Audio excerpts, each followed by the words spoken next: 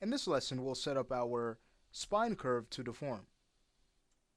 So how can we deform this curve, getting the flexibility that we need?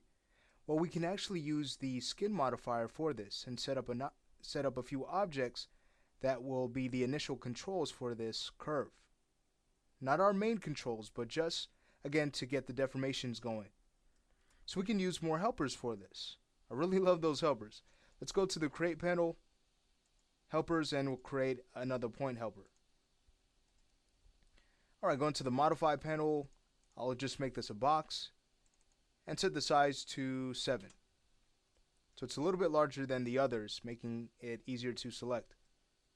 Alright, now from here I'll go ahead and quick snap this first one right to our first helper, right at the hip. We can clone this one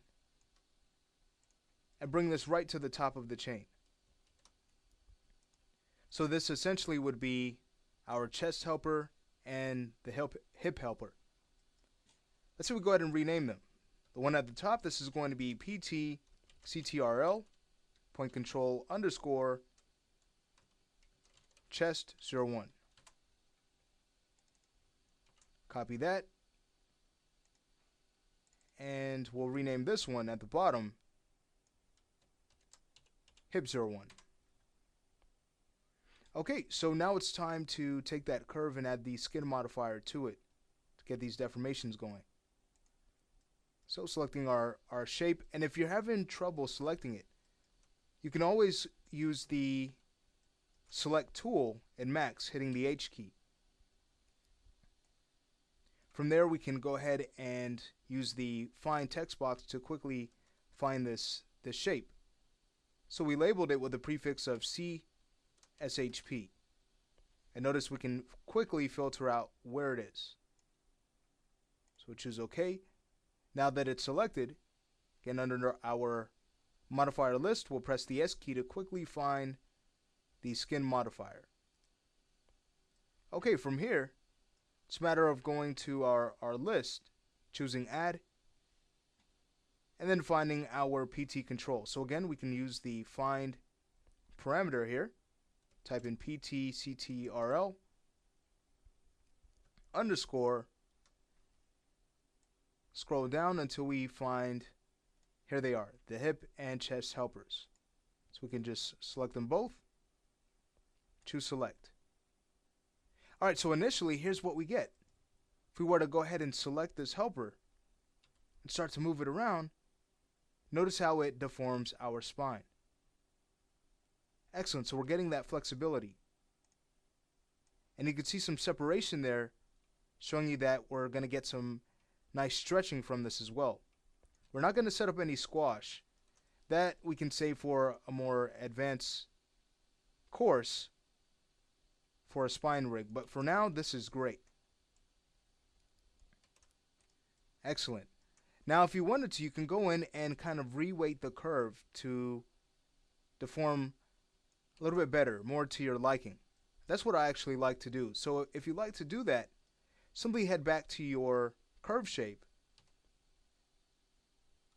Go ahead and quickly find it. With it selected, we want to turn on Edit Envelope and then head over to our weight table. Okay, so here we can see the weights, again coming from the hip and the chest. So let's go ahead and modify the hip section, and by doing so we'll at the same time modify the chest.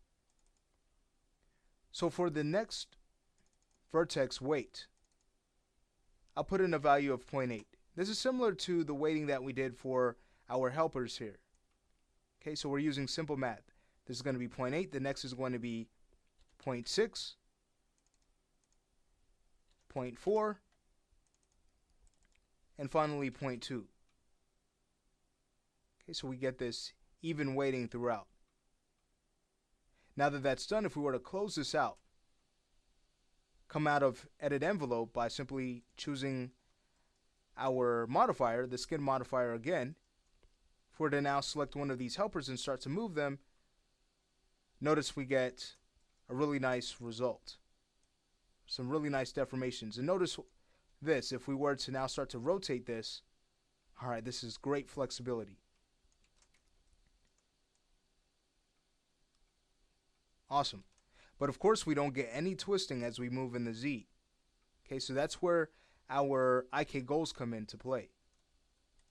Let's say we go ahead and recolor these helpers. So we could use a color of red. So we can quickly, again, access them if we need to. All right. Well, now that that's done, of course, we can add these to their layers. So selecting both, we'll head over to Layer Manager and add them to Objects to Hide.